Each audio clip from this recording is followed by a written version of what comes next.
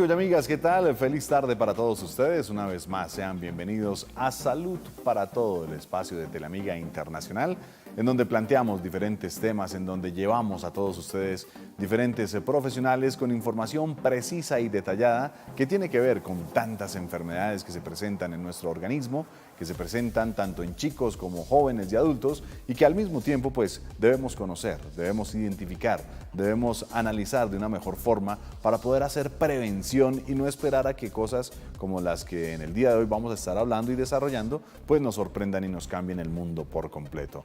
En verdad que es muy importante que todos ustedes tengan esta información, que todos ustedes amigos sepan y conozcan que aquí en este espacio de Salud para Todos vamos a tener diferentes profesionales hablando y también manejando temas específicos, precisos y directos que tienen que ver con nuestra salud y nuestras enfermedades. Para hoy algo bien importante, papito, mamita, atención, muy atentos, señoras y señores, si ya tienen niños, si acaban de ser padres, si obviamente están pensando en tener un bebé, muy atentos porque la información que vamos a manejar en el día de hoy pues tiene que ver directamente con los bebés y con los niños, desde su gestación, en el proceso del nacimiento, crecimiento y demás, y obviamente todo el proceso que se viene a presentar, porque hoy vamos a estar hablando de nada más ni nada menos que la enfermedad de Batten.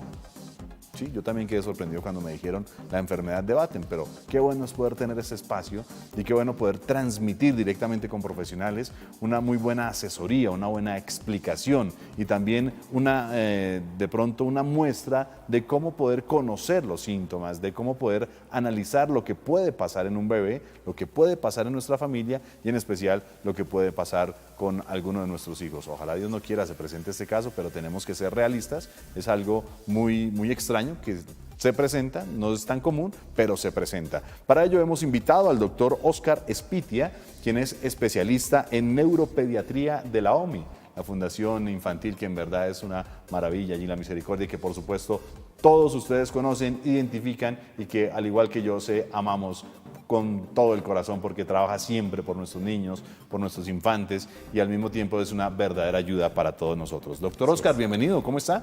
Gracias, muy bien, gracias Edwin por invitarme. De verdad que es algo muy sorprendente todo lo que se presenta hoy por hoy en los niños y al mismo tiempo más sorprendente aún cómo ustedes, los profesionales de la OMI, tienen tanta capacidad de investigar, de prepararse y ser como esa alternativa que siempre que hay una situación difícil para un niño, uno busca, doctor. Claro, estamos siempre pendientes de la salud de los niños. A los niños le pasan muchas cosas y siempre queremos ser nosotros que estemos ayudándolos, apoyándolos y ojalá curándolos siempre. No, y lo han hecho, doctor, Sí. Siempre lo han hecho, tenemos referencias, puedo dar testimonio personal y al mismo tiempo, pues, sabe uno y conoce de ese esfuerzo, de esa dedicación de todo este proceso. Sí. Enfermedad de Batten, doctor, yo quedé en el informe cuando me llegó la programación, dije, caramba, pero no la identificaba, no la conozco. ¿Qué es la enfermedad de Batten, doctor? Sí, así como te sorprende, es sorpresiva para mucha gente, es una enfermedad muy rara, es una enfermedad de origen genético. Y para explicarla quiero explicar desde el comienzo. Sí, claro, por favor. Entonces la célula, y en este caso las neuronas y las células de la retina, tienen organelos. Los organelos tienen funciones específicas. Uno de esos organelos es el lisosoma. El lisosoma es donde se degradan los desechos de la célula, donde la célula se deshace de lo que ya no necesita. Donde se limpia, podríamos decir. El limpiador de la célula. Perfecto. Dentro de los lisosomas hay una tijerita que se llaman las enzimas. Esa tijera degrada ciertas sustancias y las hace más pequeñas para que el lisosoma pueda manejarlas y sacarlas o reutilizarlas. Muy bien. En este caso eso no es posible. Esa tijera, que en este caso se llama una enzima TPP1, una enzima específica, no es capaz de degradar unas sustancias de desecho. Esas sustancias se acumulan en la célula. Caramba. Y en el lisosoma. La célula se lesiona. ¿Se contamina? Y se disfunciona la célula, hace que la célula no funcione bien. Como la célula es la neurona, se producen todos los síntomas neurológicos que presenta la enfermedad. Entonces incluye convulsiones, alteraciones del lenguaje, del aprendizaje, lo que el niño aprendió deja de aprenderlo, lo olvida, digamos. Sí. Pérdida de funciones motoras, como por ejemplo la marcha, sentarse, o sea, desde lo más básico. alteraciones de movimiento como inestabilidad, como cuando la gente, ¿El vértigo? por decir algo, tiene borrachera. Sí. Inestabilidad, mareo, se llama ataxia técnicamente. Y finalmente pérdida de la visión, que es Muy duro. el último síntoma. Es gravísima y es muy triste para los familiares, para todos, para nosotros, para el niño. La pérdida de todas las habilidades que le han visto obtener y luego perderlas gradualmente, eso es muy Bueno, triste. doctor, encontrábamos que enfermedad de Batten tiene otro nombre, tiene otra característica, han encontrado de pronto otra definición para esa enfermedad. Sí, efectivamente. Batten, digamos que es la persona que lo descubrió, que la describió hace tiempo. En Pero 1903, algo vi por ahí en Sí, la señor, información, ¿no? exacto. Pero el grupo de enfermedades se llama lipofucinosis ceroides neuronales. Es la última vez que lo digo. Dejémoslo en Batten. Dejémoslo en Batten. O en CLN2, que es esta CLN2. en particular. Pero hay varias CLN, o sea, es un grupo de enfermedades neurodegenerativas que tienen diferentes tijeras que mencionaba dañadas o diferentes funciones del lisosoma o de la célula dañadas y que tienen unas características clínicas, o sea, lo que uno ve en el niño más o menos parecidas. Digamos un que curso unas parecido. conexiones internas que no funcionan bien. Exacto. Ya obviamente para explicar a los televidentes Exacto. y que van perdiendo su función debido a que no hacen los procesos internos que normalmente deberían hacer para el buen funcionamiento. Así ¿A qué es. edad se presenta esta enfermedad, doctor? La enfermedad de Batten se presenta habitualmente entre los 2 y los 4 años, casi siempre en sus características clásicas. Sí. A veces antes de los 2 años ya se manifiesta algo de retraso en el desarrollo del lenguaje, o sea, el niño no habla lo que debería hablar para la edad. Muy bien. Sin embargo, entre los 2 y los 4 años es como el pico de los síntomas. Empiezan a aparecer convulsiones asociadas a la alteración del lenguaje y empiezan a aparecer los otros síntomas que mencionaba. Pérdida de habilidades motoras, Sí. pérdida de alteraciones del movimiento y pérdida de la visión algunos años después. Y finalmente pues es una enfermedad que puede ser fatal si no se trata cerca de los 10, 11 años de edad del niño. Es tan grave que puede fallecer. Hay unos tipos de la enfermedad que son un poco atenuados, que la enfermedad empieza un poquito más tarde, cerca de los 4 o 5 años, y es un poco más leve, pero la mayoría de las veces 2 a 4 años. ¿Y siempre se ha presentado en esa edad? No, ¿de pronto no puede aparecer después de los 8, después de los 9? ¿O A también veces, puede a aparecer? veces sí, pocas veces pasa que sí.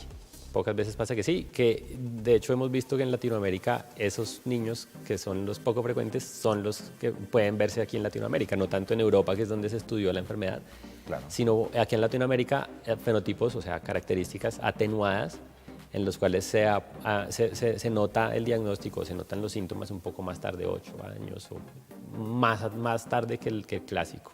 En cifras o mejor en porcentajes, para no ser tan puntual, ¿han aparecido muchos ya casos de estas enfermedades en los niños? Esta es una enfermedad rara, Sí. pero en Colombia hay un número de niños, no un número muy grande. En Colombia nosotros estamos haciendo un estudio que muestra que hay 8 niños en tratamiento que Ya tienen la identificados enfermedad, con la identificados, diagnosticados con la enfermedad, con diferentes características clínicas. Pero hay otros niños que pueden que no se hayan diagnosticado o que sean mayores y que No no, se sean conoce. candidatos al tratamiento, por ejemplo, y que no se conocen, pero son pocos. Y a nivel mundial es cerca de un caso por cada 100.000 niños. No, esto es muy raro. Es raro, definitivamente. es muy raro. Es muy raro, por eso no quiero decir pues, que todos los niños que tengan retraso en el desarrollo van a tener Batten. Pero es bueno Pero tener esta sí información. hay que identificarlo porque hay 1 en 100.000. ¿Listo? Y Sí, ese siempre va a aparecer. Ese va a aparecer. Tarde que temprano va a aparecer. Ese va a aparecer. ¿Cómo lo identifican, doctor? Viene la gestación, viene el proceso del embarazo, vienen los exámenes, todo aparentemente está bien. ¿O hay algún momento específico o ya simplemente esperar las manifestaciones que haga el niño? Sí, así es. Generalmente se esperan las manifestaciones. Normalmente lo que pasa es que esta enfermedad, por las características biológicas, no se puede producir antes porque es una enzima, esa tijerita que les mencionaba, no se manifiesta, digamos, en la fase fetal durante el embarazo ni en la edad más temprana del niño, sino que empieza a desarrollarse poco a poco y entonces ahí es cuando se nota la disfunción. O sea, en los primeros meses de vida Claro. no hay ningún problema. Con el paso de los meses, el primer síntoma casi siempre es problemas del lenguaje. O sea, que a los 18 meses el niño no dice ninguna palabra, por ejemplo. Ya. O a que a los 24 meses no dice 2 palabras, que ya debería estar juntando mamá tete, por ejemplo, En comparación con los demás. comparado con un niño Perfecto. sin la enfermedad. Sí. Y después las otras características, convulsiones sobre todo. Claro. De ahí en adelante, ¿cómo empieza el trabajo médico, el trabajo profesional? Ese estudio, ¿cómo empieza ese análisis para determinar qué es la enfermedad o para poder identificar la enfermedad? Sí, el médico, desde el médico general y desde el pediatra, que es el primer médico que está pendiente del niño, los pediatras siempre se dan cuenta del desarrollo del niño, qué debería estar haciendo y si lo está haciendo, comparado con su edad. Si a los 18 meses nuevamente no dice las palabras, el pediatra está alerta y sabe que hay algo mal. No necesariamente esto, como digo, pero algo. Entonces, eso es el primer enfoque que se hace. Cuando pasa eso, normalmente nos remiten al niño a neuropediatría y nosotros empezamos a buscar las posibles opciones porque son miles, Claro. muchísimas opciones. Entonces empezamos a buscar, pero se empiezan como a juntar cosas. Claro. ¿Sí?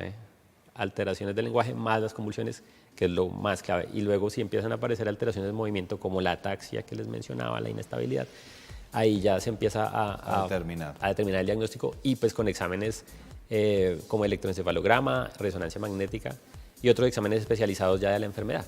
¿Esas convulsiones en los niños cada cuánto se empiezan a manifestar o cada cuánto se presentan? Las convulsiones pueden comenzar de forma poco frecuente, una al mes, pero pueden ser diarias. O sea, es una enfermedad que produce una manifestación de epilepsia grave, Sí. que se llama epilepsia refractaria, o sea, no responde al tratamiento, porque las celulitas del cerebro, las neuronas, se van dañando y esa disfunción produce convulsiones que no responden.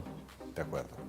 Bueno, muy bien, estamos en Salud para Todo de Teleamiga Internacional, aquí en el día de hoy aprendiendo mucho con respecto a esta enfermedad extraña, esta enfermedad rara, que es la enfermedad de Batten, junto al doctor Óscar Espitia, especialista en neuropediatría de la OMI, en donde todos ustedes pues ya tienen esta referencia, trabajan muchísimo por los niños, por los chicos recién nacidos y obviamente respaldan todo el trabajo de salud que hay para ellos. Vamos a una primera pausa de interés y ya estaremos de vuelta para seguir hablando y compartiendo con todos ustedes en este espacio de Salud para Todo.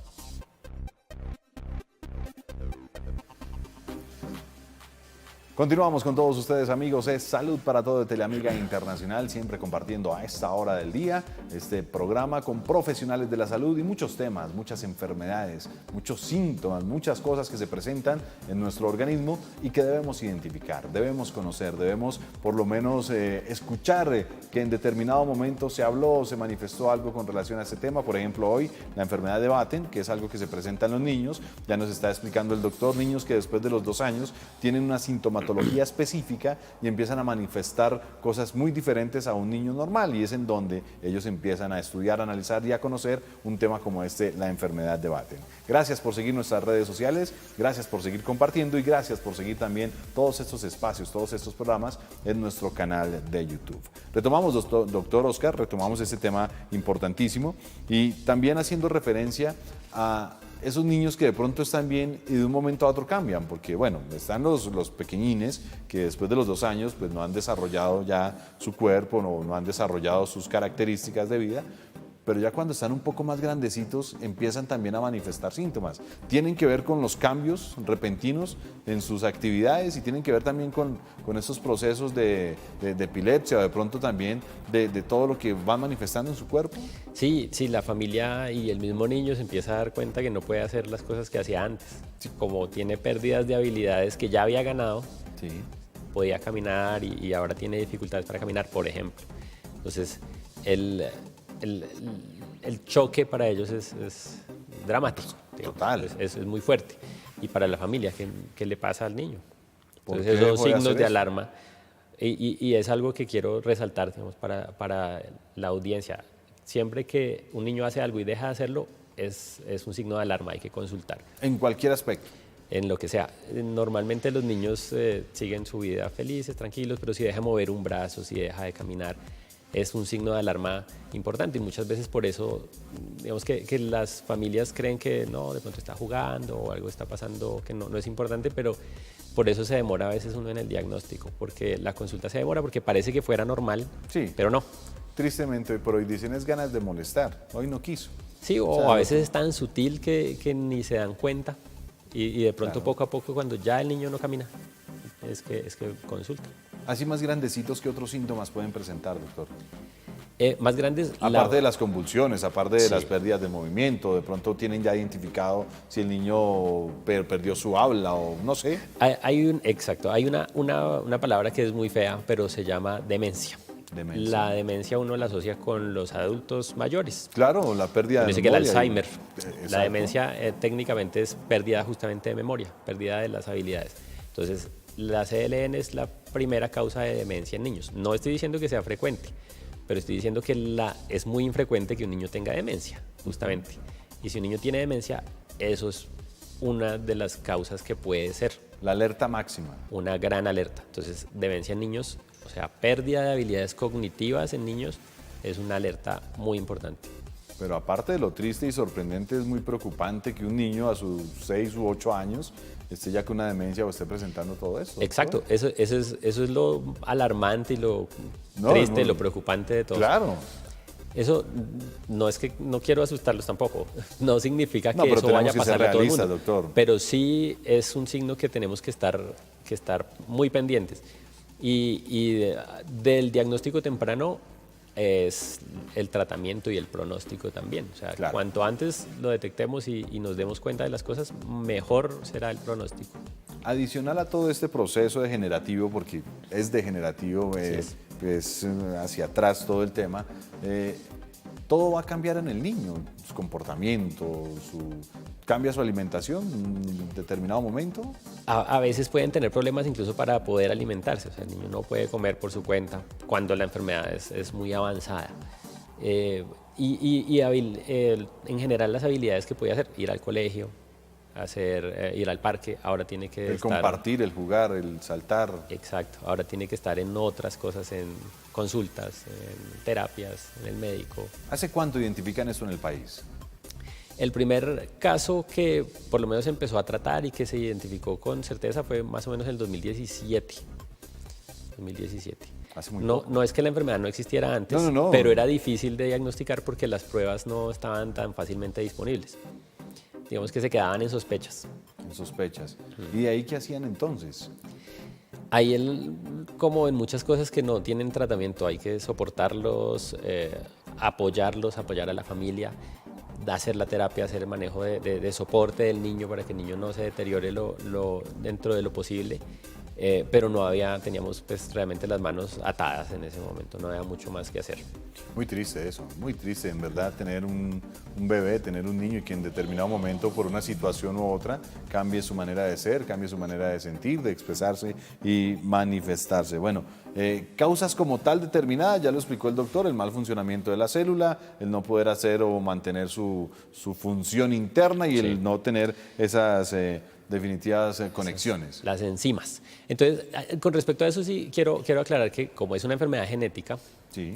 y es una enfermedad con una herencia que se llama recesiva, o sea, necesitamos dos copias, o sea, que el papá y la mamá le hereden al niño un gen defectuoso, o sea, los dos son portadores y los dos le aportan al niño el gen alterado, por eso se produce la enfermedad. Por eso se produce la enfermedad. Bueno, y uno de adulto podría determinar en algún momento si ese gen está o no está o cómo... Hay pruebas, sí, pero digamos que en general uno no hace esas pruebas genéticas porque hay miles de enfermedades que se pueden heredar de esa misma claro. forma. Entonces uno no sabe su esposa cuáles genes tiene, qué va a pasar en el futuro.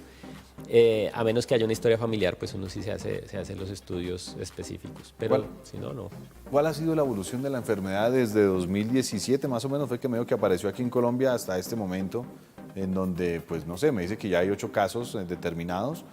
¿Han encontrado más? De pronto en otras partes del país, de pronto han visto Sí, esa sí, propagación. hay varios casos. 8 casos que menciono son 8 casos que están con un tratamiento específico que hay ahora para la enfermedad. Esos casos están en diferentes ciudades, la mayoría en Bogotá, hay otros en otras ciudades. Pero hay otros casos, digamos que este tratamiento está indicado en ciertos niños que tienen una funcionalidad todavía conservada, al menos en parte. Cuando la enfermedad está muy, muy avanzada, no tiene indicación el tratamiento, porque el tratamiento no es para recuperar lo que ha perdido, sino para que se mantenga para y no evitar pierda que más. siga perdiendo? Exacto, por eso es tan importante hacer el diagnóstico temprano, para que no baje más en la funcionalidad. Recordemos esto, doctor, es importante, apenas estamos conociendo, es una enfermedad desconocida, es una enfermedad rara de la cual estamos haciendo referencia, ya está, ya se determinó, ya se conoce, ya se están estudiando casos, ya se están manejando casos, se está empleando el tratamiento en muchos casos y obviamente queremos evitar que todo esto de un momento a otro nos sorprenda y aparezca de la nada en tantos hogares. Enfermedad de Batten. Para las personas que acaban de llegar a la sintonía, es una enfermedad neural, una enfermedad que obviamente se presenta en niños, se manifiesta de 2 a 4 años y una sintomatología precisa, doctora. Hagamos énfasis y recordemos esto a la gente para poder pues conocer de todo lo que estamos hablando. Es clave. Lo primero, alteraciones del lenguaje, convulsiones, alteraciones de la visión y del movimiento, ataxia, movimientos anormales. Tips importantes para que ustedes, padres de familia, que en este momento pues tienen a sus bebés, que están en sus niños, no queremos asustarlos ni enfermarlos, pero sí queremos enseñarles a hacer prevención. Sí. En el momento de poder identificar cosas como esta de las convulsiones, de la pérdida del lenguaje o el desarrollo del lenguaje, de los movimientos involuntarios o inestables que pueda tener el bebé, pues hay que preocupar inmediatamente, decirle al médico de cabecera, al médico general, al pediatra que está pasando la situación y ya ellos se encargan en hacer ese protocolo, podríamos decir, de tratamiento y de cuidado. Al iniciar el tratamiento, doctor, ¿qué empiezan a trabajar ustedes? ¿Cómo empiezan a manejar?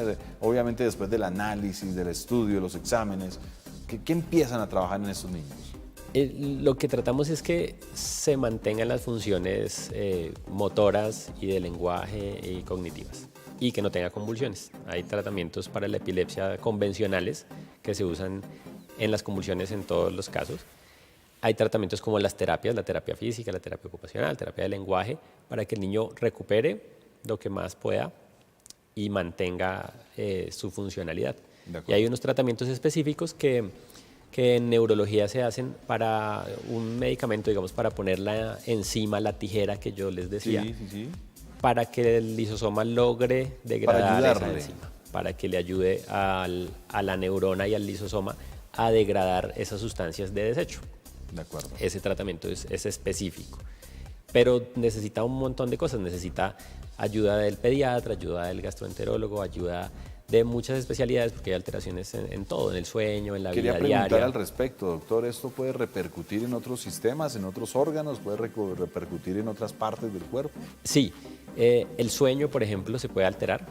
El niño a veces no duerme bien porque los movimientos anormales a veces no lo dejan dormir bien. Puede tener dolor, puede tener estreñimiento, por ejemplo. El estreñimiento por no moverse. Afecta ya el sistema digestivo. Exacto. El sistema respiratorio, porque a veces como no pueden comer bien, la comida pasa a la vía aérea y pueden tener neumonías, por ejemplo. Caramba.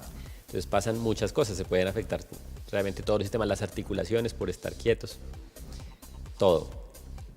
Y por supuesto, pues la visión es un síntoma, es un órgano y una función muy, muy importante afectada. Por eso necesitamos también apoyo de oftalmología, odontología, psicología, trabajo social. Todos están implicados. Todos están implicados y todos nosotros debemos conocer lo que podría pasar, pues obviamente, en el momento de una situación como esta. Sí.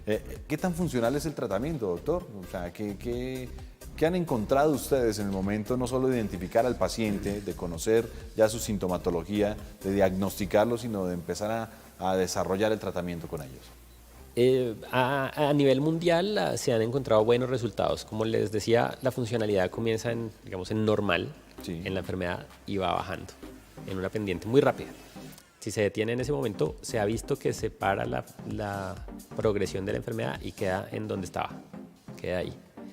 A nivel mundial, los estudios llevan más o menos 160 semanas de tratamiento, o sea, llevan un tiempo ya largo, unos 4 años, y con esos buenos resultados, pero no sabemos al futuro qué va a pasar porque hasta ahora vamos en eso. En Colombia, el primer paciente comenzó en 2017, está estable, con los resultados esperados, que es mantener la funcionalidad en donde debe estar.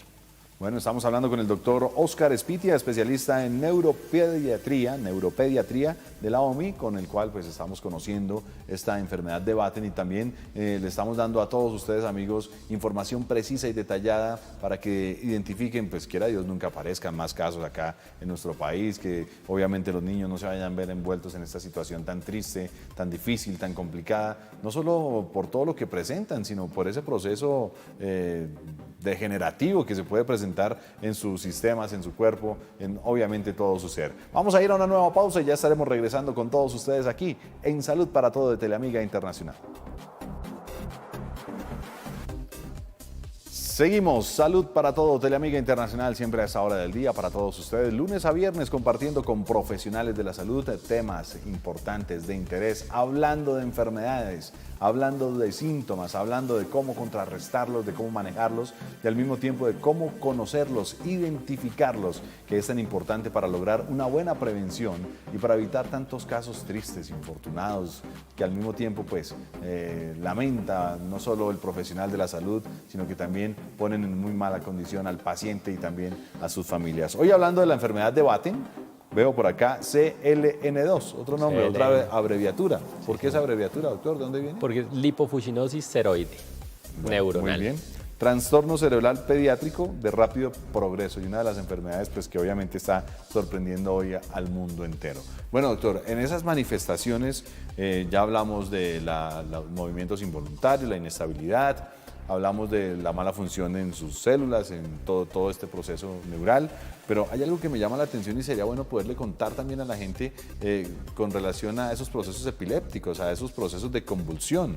¿Qué hacer en un proceso de convulsión? Porque no solo estos niños convulsionan, sino hay muchas personas que por alguna u otra razón, una fiebre mal cuidada, la aparición de la epilepsia, bueno, muchas situaciones en donde se pueden generar estas convulsiones. ¿Cómo poder actuar o cómo poder de pronto hacer algo bien hecho en el proceso que se está presentando o en el momento en que se presenta esa convulsión? Así es, muy importante porque la epilepsia sí en cambio es muy frecuente. Decíamos que en la CLN es de cerca de 1 en 100.000, la epilepsia es cerca del 2%, de 2 en 100. O sea que hay muchísimas causas de epilepsia, muchas causas. La epilepsia es muy frecuente, puede ver una persona convulsionando en su casa o en la vía pública, en cualquier parte. Claro. Entonces, convulsiones no significan siempre epilepsia. Las convulsiones se convierten en epilepsia cuando son repetidas, o sea, cuando pasan muchas veces. Eso cuando pasa muchas veces de mismo día, en la misma semana, en el mismo mes. En diferente día. Con que tenga una convulsión hoy y una mañana, se llama epilepsia. Perfecto. ¿Qué hay que hacer en el caso de que haya convulsiones? Las convulsiones son horribles, son muy feas, nadie quiere verlas, pero hay que conservar la calma. Porque la persona se ve morada, se ve que tiene salivación, los ojos están hacia arriba o hacia algún lado. Están torcidos. Exacto. Entonces hay que conservar la calma, mirar el reloj, ver cuánto tiempo dura la crisis, ver cómo es la crisis con calma y poner al paciente de medio lado. Sin importar cuál lado. Cualquiera de los dos lados, pero de medio lado es importante porque puede haber vómito, puede haber salivación que podría ir a la vía aérea, entonces tenemos que proteger la vía aérea. No hay que mover al paciente para nada más, porque como están rígidos, el reflejo de las personas asustadas es tratar de estirarlo otra vez. Claro. No hay que hacerlo porque puede haber una lesión. ¿Se puede lastimar a la persona así? Si uno la trata de forzar, sí, porque la persona involuntariamente tiene con fuerza contracción del cuerpo. Muy bien. Además, es muy importante no introducir nada en la boca, nada. Bueno, y es algo que normalmente se hace de pensar que se va a morder la lengua. Eso es muy común que la gente le asuste eso. Entonces tratan de poner trapos, dedos, cualquier cosa. Sí. Es peor hacer eso, porque puede haber una lesión del diente o si usted pone su dedo, le puede morder el dedo. Claro. Entonces la lengua no le va a pasar nada. Puede que tenga una pequeña mordedura al lado, pero no se le va a pasar atrás ni va a pasar nada grave.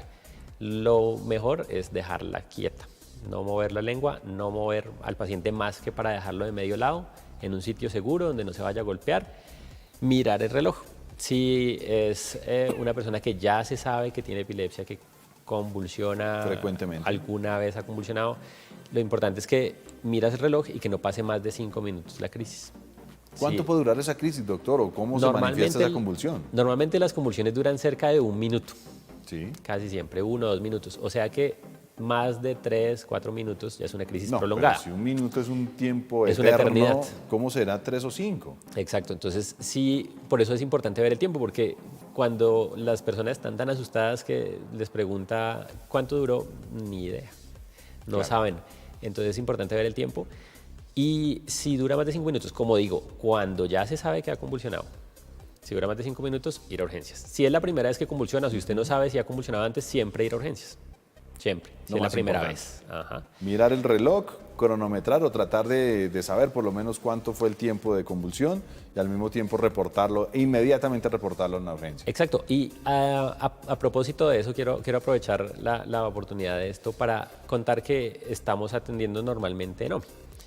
Y la consulta externa se puede ver de forma virtual o de forma presencial con todos los bueno protocolos de bioseguridad para que los niños no se queden sin atención, no solo los niños con CLN. Yo invito a los niños con CLN y sus familias y a los niños que tienen cualquier enfermedad neurológica que sigan consultando, que consulten, que no dejen de buscar atención médica, a pesar de que haya COVID y de la Claro. situación actual. El confinamiento que tenemos, obviamente, lo hablábamos en otros programas, de los que han sufrido más este tema son los niños. Sí. Por todo y por todo. No solo es estar encerraditos, no solo, bueno, encerrados no solo es estar protegidos en casa, confinados, sino también en cambiar una cantidad de cosas para sus vidas. De pronto, el permitirles desarrollo, evolución de otras patologías, de otros síntomas, de otras enfermedades, que es a lo cual nos invita el doctor a tener en cuenta y a tener de referencia que allí en la OMI siguen atendiendo y que obviamente más que ellos, profesionales en la salud infantil, los protocolos de seguridad y tranquilidad para los padres de familia son tan importantes. Así es. Otras cosas que podrían repercutir después de estas convulsiones, doctor.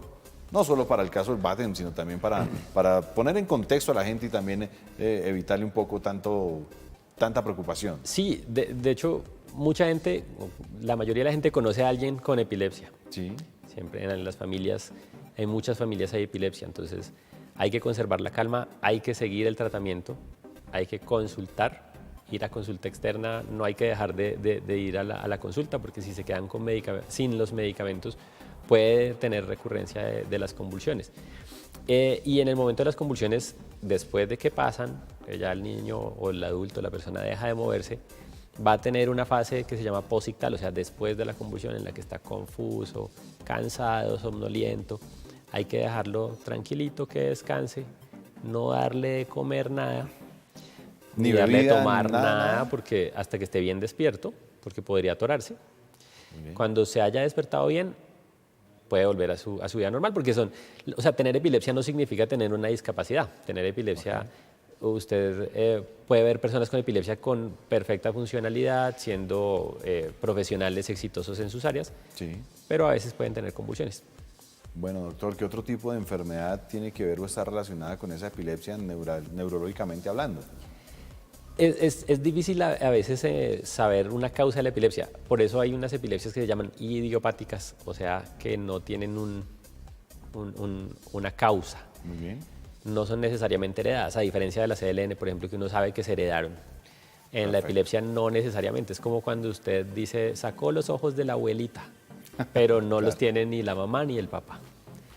O sea, se puede saltar, se puede ser el tío, la abuela, cualquier persona. O puede que nadie lo haya tenido. Tuvo un accidente, tuvo una enfermedad, tuvo cualquier otra cosa que puede producir epilepsia de diferentes tipos. La epilepsia es una enfermedad que es muy, muy amplia, que tiene muchas, muchas características y causas. Entonces, la causa depende de cada persona. Por eso también los invito a consultar a neurología pediátrica o a neurología de adultos según el caso. Inmediatamente al notar estos cambios, inmediatamente Sí. al sentir esta manifestación o al ver que el niño o la niña tiene estos momentos, pues obviamente no solo de convulsión, sino ya un poco más avanzados, como lo es la epilepsia. Sí. Este estudio, doctor, pues complementa todo lo del Batten y obviamente va de la mano, supongo, pero al mismo tiempo determina un montón de cosas neurales.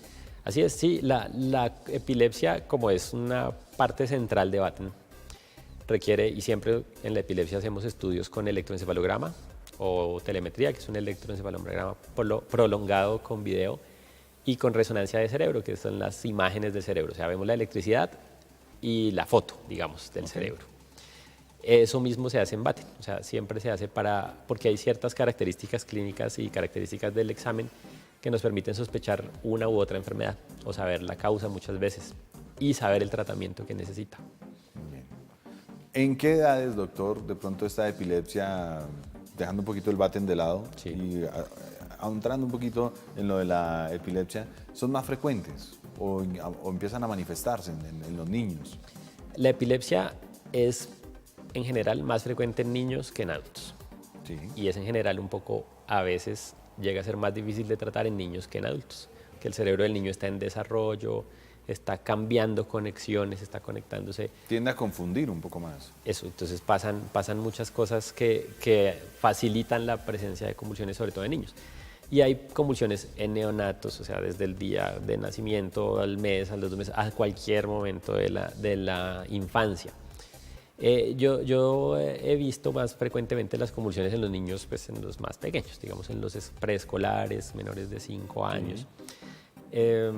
Pero eso no significa que van a estar siempre con las convulsiones, que es una pregunta que hacen siempre los papás. ¿Y esto va a ser por toda la vida? No necesariamente. Depende de la causa. Hay unas epilepsias que se quitan con el tiempo, digamos, Sí. con la maduración del cerebro. Con el desarrollo como tal. Exacto. Hay otras que se mantienen, pero podemos mantener el tratamiento. El control. Y hay muchos tratamientos actuales para todas las epilepsias que se puede hacer desde tratamientos farmacológicos, con medicamentos, con dietas, con cirugías, con muchas cosas que se pueden hacer y todas se pueden hacer acá en Colombia. La mayoría de las cosas están disponibles. Y ustedes allá en la OMI tienen esta opción para todas las personas. Sí, todo es posible en OMI, sí. Bueno, qué bueno aprender de todo esto que tiene que ver con los niños, que tiene que ver con esas enfermedades, las desconocidas, las frecuentes, las comunes, las hasta populares, podríamos decir en algún momento, porque son tan frecuentes que la gente las consulta bastante. Esa especialización de ustedes, doctor, me imagino que es algo compleja también, ¿no? El no solo desarrollar sus mentes y cerebros para identificar tantas cosas, sino aprender a asimilar tantos parámetros y también formas diferentes que hay de la manifestación de la enfermedad. Sí, pues el niño es diferente Total. desde el nacimiento hasta que dejamos de verlo a los 18 años y va al neurólogo de adultos o no lo necesita más. Claro. Los niños van en evolución, todo el tiempo los niños son completamente diferentes. Por eso el niño de 18 meses que dice una palabra es muy diferente al de 2 años que ya Claro. dice 2 o 3 y van cambiando. Y es muy satisfactorio ver los niños cuando van avanzando en su desarrollo, cuando se van mejorando en sus enfermedades, si las tienen, cuando se curan, cuando podemos hacer cosas para ayudarlos, así sea acompañarlos. Claro. Lo mejor posible que podamos hacer, siempre lo estamos haciendo en neurología, en pediatría y pues en nuestro hospital y en todos los hospitales del país seguro están igual pendientes de los niños. Bueno, consejos y conocimientos que nos comparte el doctor Óscar Espitia, especialista en neuropediatría de la OMI, la Fundación Infantil, esa maravillosa fundación que obviamente sirve para todos ustedes y que nos ha ayudado en cualquier momento de nuestras vidas. Siempre tenemos que ver y siempre hemos tenido que ver con la OMI. Vamos a continuar después de esta pausa ya para obviamente ir cerrando nuestro espacio con estas orientaciones, con estos consejos y conocimientos aquí en Salud para Todo de Teleamiga Internacional. Ya regresamos. Entramos en la recta final de este espacio de hoy. Salud para Todo, Teleamiga Internacional, lunes a viernes, 2 a 3 de la tarde. Para todos ustedes, amigos, siempre con profesionales y muchos temas de interés que tienen que ver con nuestra salud, que tienen que ver con enfermedades y que tienen que ver con calidad de vida. Importantísimo esto. Doctor, esa enfermedad de Batten no solo trae retos para los niños en su proceso de identificación, de desarrollo, tanto físico, mental, de enfermedad, sino también para los padres de familia, para las familias. Háblenos un poco, por favor, de esos retos que deben afrontar y a los cuales deben empezar a manejar y preparar tanto papá y mamá en casa, cuando se presenta la enfermedad. Sí. Es una enfermedad que es muy rara y como nunca nadie la ha escuchado en las casas normalmente, Claro. o sea, hasta ahora hoy que la están viendo, los impacta de un momento a otro.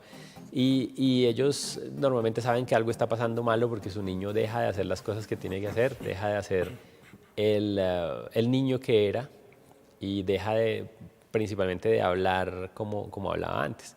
Entonces, los retos fundamentales es ver a su niño perder habilidades. Es muy triste para ellos y es el reto que tienen que sobreponerse a eso y ayudarlos con lo más que se pueda, con la ayuda profesional y con la ayuda de los papás, que los papás comprometidos son una garantía de éxito de los tratamientos. Y no solo los papás, supongo que también todo su entorno familiar. Así es, los abuelos, los tíos, todos están muy, muy involucrados siempre, porque los ayudan a llevarlos, por ejemplo, a la terapia, a hacer el ejercicio en la casa, a darle el medicamento, acuérdese de esto, dele los medicamentos a la hora que es, etc. O sea, todos están muy pendientes. Nosotros damos las recomendaciones, pero el día a día en casa es lo que hace la diferencia, que hace que los papás que estén comprometidos, que buscan ayuda en esto y en todas las enfermedades neurológicas, en todas las enfermedades de los niños, que están pendientes de sus niños y que están comprometidos con el tratamiento, es receta para el éxito. Bueno, hablamos de la enfermedad de Batten, una enfermedad que obviamente es rara, desconocida, que apenas en Colombia se identificó hace algo menos de 6 años, 5 años, pero también tenemos que hablar de las opciones de tratamiento, las opciones de vida y las opciones que brindan ustedes como profesionales de esta área y por supuesto de este tema en cuanto al manejo y control, doctor. Ya de pronto las personas deben estar, caramba, esto es complicado, esto es difícil, pero contémosles que hay opciones, contémosles que hay alternativas, que hay buenos tratamientos. Sí, como les contaba, en los últimos años se diseñó y se empezó a comercializar y a usar un medicamento que es específico para esta enfermedad. Sin embargo, como quiero realzar esto, que no es una enfermedad que sea frecuente, no se asusten en la casa por si el niño está demorado para hablar, no significa que tenga Batten. No es que van a llegar de urgencias. No vayan a llegar de urgencias. Claro. O sea, hay que consultar, hay que ir al pediatra, al neuropediatra, si es así importante. Pero dicho esto, quiero decir que sí hay esperanzas, digamos, para estos niños con esta enfermedad. Como contaba, la idea es que no bajen más en su progresión de la enfermedad, sino que se mantengan. Si se perdió algo de habilidad, esa habilidad probablemente no se va a recuperar, pero no va a perder más. No va a perder más. La idea es que mantengan lo más posible las habilidades. Y esta es una enfermedad que es de muy difícil diagnóstico, como es rara también. Sí. No es fácil saber qué existe, no es fácil saber cómo se manifiesta. Entonces se presenta de muchas formas y puede demorarse el diagnóstico. Entonces la clave es que si uno ve que el niño está un poco demorado en el desarrollo, ir a la consulta. No significa que tenga esto, pero sí se puede avanzar y buscar cuál es la causa por la cual, por ejemplo, se demoró en hablar. Y eso muchas veces se puede resolver porque casi nunca es esta enfermedad. Claro. Lo más importante es identificar cualquier cambio que haya en el niño. Así es, sí. Con los niños, por ejemplo, los papás cuando tienen otros niños, es más fácil comparar, como este niño se demoró en hacerlo, o con los pares, como con otros niños del jardín, por ejemplo, como que mi niño no hace todavía las cosas que debería estar haciendo. Pero el pediatra pues es el profesional que está capacitado en eso. Entonces ese es el primer signo de alarma. Como digo, no significa que Batten, pero puede significar cualquier otra cosa. O puede que no signifique nada y simplemente era una muy mínima demora. Pero para eso está el pediatra y el neuropediatra, para que le haga el estudio y sepamos si es algo o si no es nada. Bueno, recomendaciones precisas, recomendaciones directas, recomendaciones que hace el doctor Oscar para todos ustedes, amigos y amigas, en el momento, obviamente, del nacimiento de su bebé y la evolución de su bebé. Si son padres primerizos, pues muy atentos a ese acompañamiento pediátrico, a ese acompañamiento de consulta, a ese acompañamiento de crecimiento y desarrollo de su bebé. Si de pronto ya fueron padres y llega otro bebé, pues bueno, también con más veras deben conocer e identificar tantas situaciones que pueden presentar los niños en su evolución, en su desarrollo, en su comportamiento y al mismo tiempo en cómo poder mantenerlos bien en casa. Doctor, este trabajo en verdad es sorprendente y creo que así como muchos televidentes, nuevamente la felicitación para la OMI y para todos ustedes que se encargan de esta salud de los infantes. Esas recomendaciones, no solo para este Batten, sino también para tantas cosas que se pueden presentar en los niños, para los padres de familia que nos están observando en el día de hoy.